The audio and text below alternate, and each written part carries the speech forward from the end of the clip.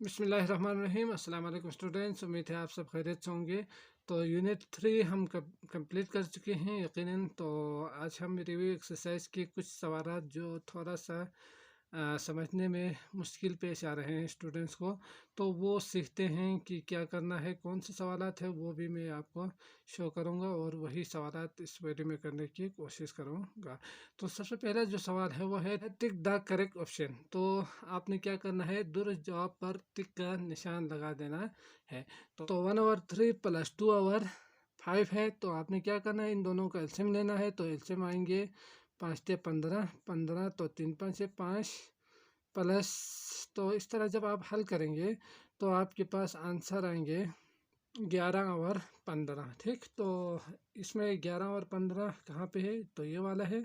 तो आपने इसको क्या करना है, टिक लगा देना है। ठीक, इसी तरह बी है 2/3 - 5/9। तो इसको भी आप इसी तरह जब आप हल करेंगे तो आपके पास आएंगे 1/9। तो 1/9 ये हो गए। इसी तरह सवाल सी है द प्रोडक्ट ऑफ 3/4 एंड 4/3। तो इन दोनों को मल्टीप्लाई करेंगे तो क्या होगा, ये इसके साथ कैंसिल होंगे, ये इसके साथ कैंसिल होंगे। ऊपर आएंगे 1 1, नीचे आएंगे 1 1 1 1 1 1 1 1 1/1। तो इसकी हम लिख सकते हैं 1।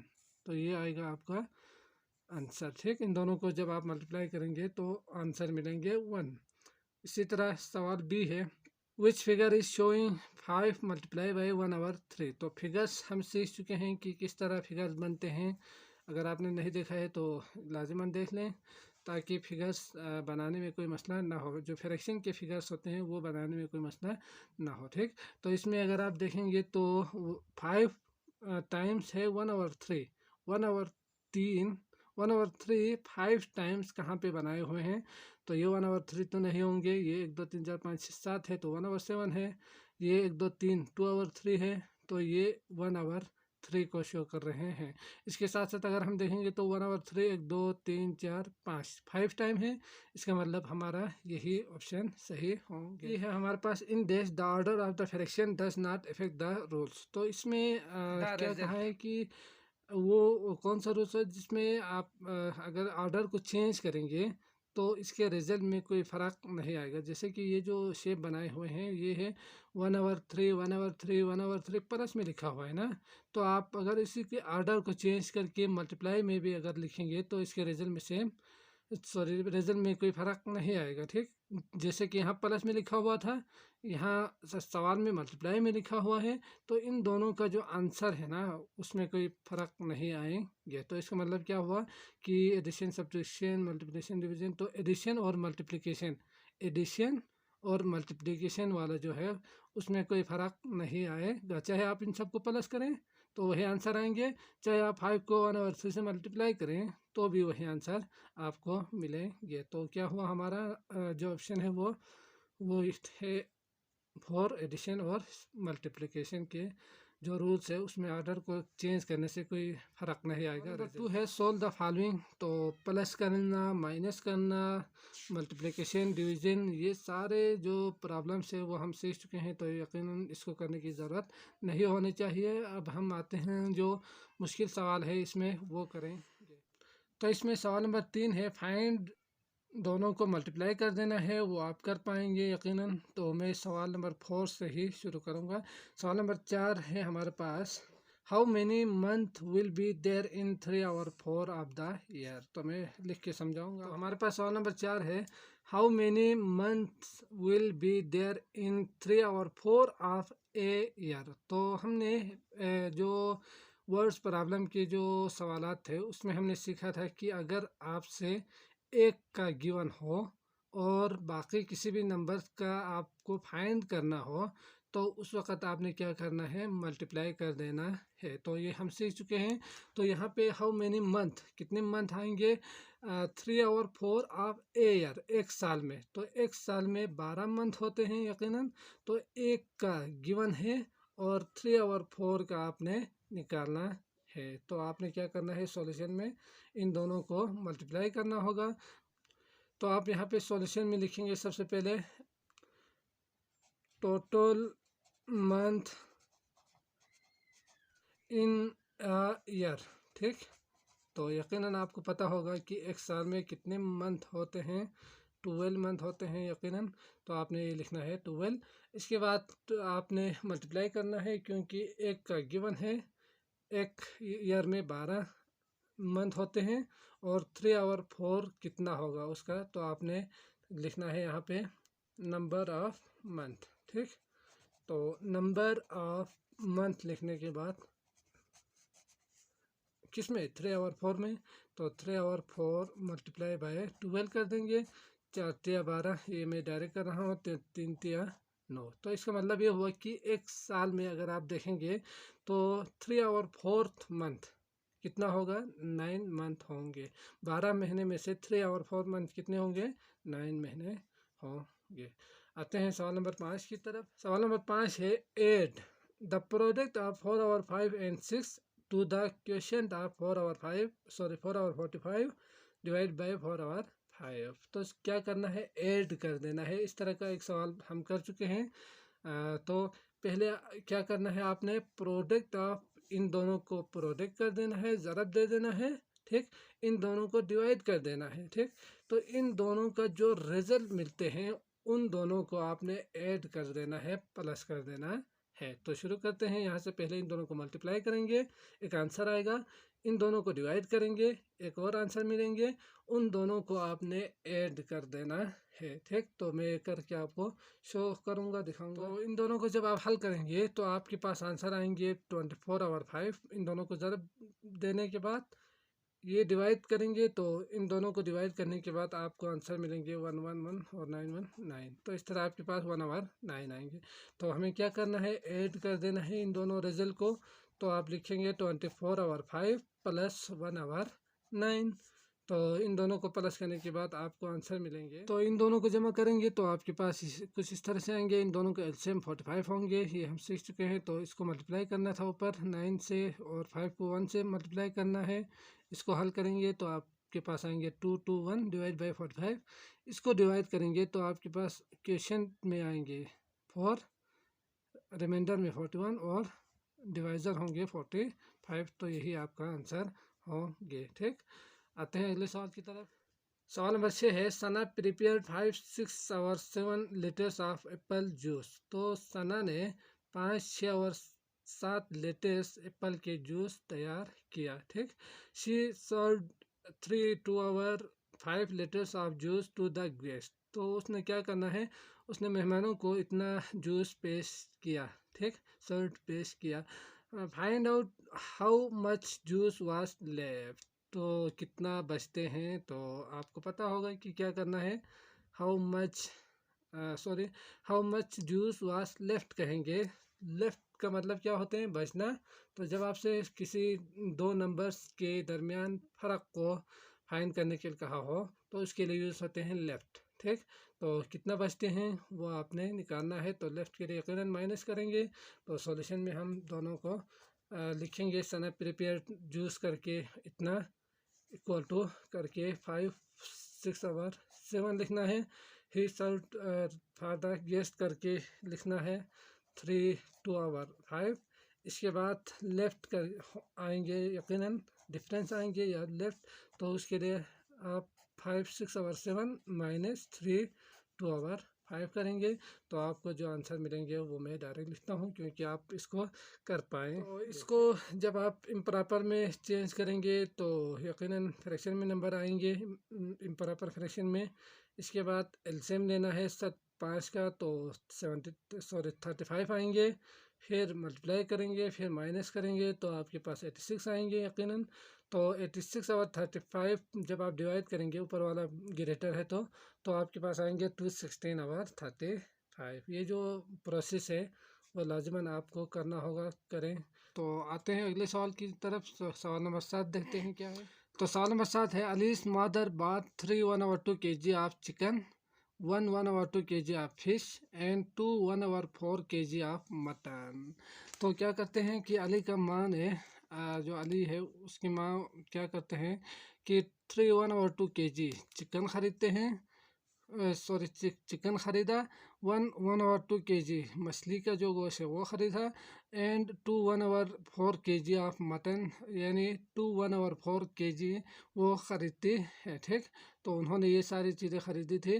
Find out how many kg of meat did she buy all together. तो यहाँ पे आपसे यकीनन ये पूछा है कि इन तीनों को मिला के उन्होंने कितना ख़रीदी थी। तो आप समझ सकते हैं कि इसमें हमें क्या करना है। सबसे पहले लिखेंगे सॉल्यूशन, सॉल्यूशन के बाद अलीज मदर बात करके इतना kg चिकन लिखना है यहाँ पे 3/2 kg। मदर्स बात चिकन करके 3/2 kg। इसके बाद 1/2 kg फिश, तो अलीज मदर बात फिश करके आपने लिखना है 1/2 kg। ठीक, इसके बाद मटन करके आपने लिखना है 1/4 kg। ठीक, इसके बाद आपको पता है कि find out how many kg, कितना kg उन्होंने ख़रीदा था गोश्त। तो शी बाय ऑल टुगेदर कितना, सबको मिला के कितना ख़रीदा, तो ऑल टुगेदर करके भी आप लिख सकते हैं, या टोटल शी बात मीट करके भी आप लिख सकते हैं। तो इस तरह क्या आएंगे, 3/2 प्लस 1/2 प्लस 2/4। तो ऑल टुगेदर कहेंगे तो यकीनन आपने प्लस कर देना है। तो जब आप प्लस करेंगे इन तीनों को, तो सबसे पहले इसको चेंज करेंगे, फिर एलसीएम लेंगे, इसके बाद ही आप इसको प्लस कर पाएंगे। तो मैं निकाल के आपको आंसर शो करूँगा। तो सबसे पहले इसको चेंज करें, तो 3 दूनी 6, 7 और 2, 2 1 2, 3 और 2, 4 2 8, 9 और 4। फिर एलसीएम निकालेंगे तो 4 आएंगे यकीनन, 2 का मल्टीपल से है तो 4। एलसीएम निकालेंगे तो 2 2 4 होंगे, 2 के साथ मल्टीप्लाई करेंगे, इसका भी देखेंगे। ये सारे हम कर चुके हैं तो यकीनन आप कर पाएंगे। 7 दूनी 14 प्लस 3 दूनी 6 प्लस 9 1 9 डिवाइड बाय 4। इन सबको प्लस करेंगे तो 23 29 और 4 हो जाएंगे। जब आप इसको मज़ीद डिवाइड करेंगे तो 4 7 28 7 29 एक बचेंगे और आपका आएगा 7/4 आंसर मिलेंगे। तो आते हैं अगले सवाल की तरफ।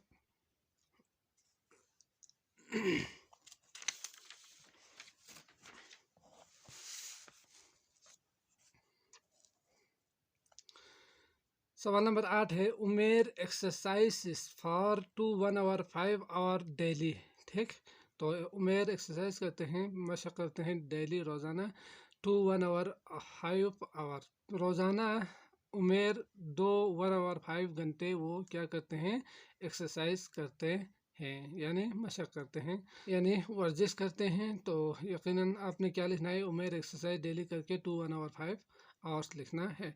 How many hours will be exercise in 30 days. तो यहाँ पे अगर आप देखेंगे तो एक दिन का दिया हुआ है, डेली एक दिन का दिया हुआ है, और आपसे कहा यह है कि 30 डेज का निकालें।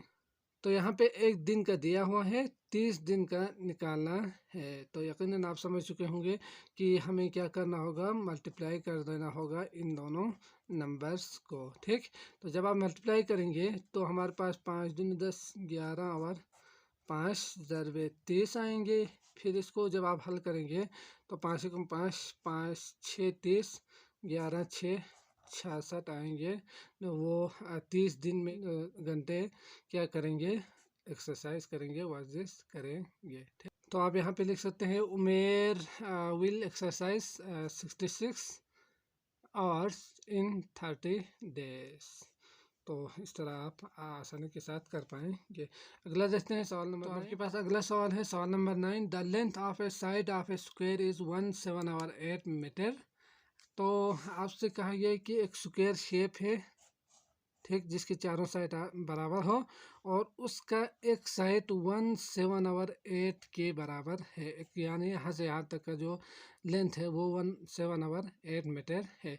If the perimeter of square is 4 multiply by length of a side. मतलब क्या हुआ कि यकीनन यही होंगे पेरीमीटर, इसके बाउंड्रीज को शो करते हैं, उसके साइड्स को। तो ये जो साइड है वो 4 एक साइड के बराबर होंगे, 4 लेंथ के बराबर होंगे यकीनन।